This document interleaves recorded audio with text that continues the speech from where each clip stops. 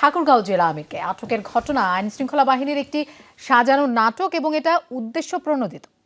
একটি দল রাজনৈতিকভাবে জামায়াতকে মোকাবেলা করতে ব্যর্থ হয়ে এই নাটক মঞ্চস্থ করছে বলে মন্তব্য করেছেন জামায়াতের ইসলামের মুখপাত্র এহসানুল মাহবুব জুবায়ের। ইটালিয়ানো মেলামাইনের নজর কাড়া ডিজাইন, যার প্রশংসা করবে সবাই। Italiano melamine.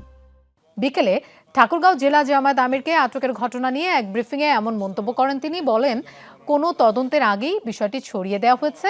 এই অর্থের ডকুমেন্ট থাকা সত্ত্বেও এটা করা সুস্থ রাজনৈতিক চর্চা নয় বলে জানান তিনি।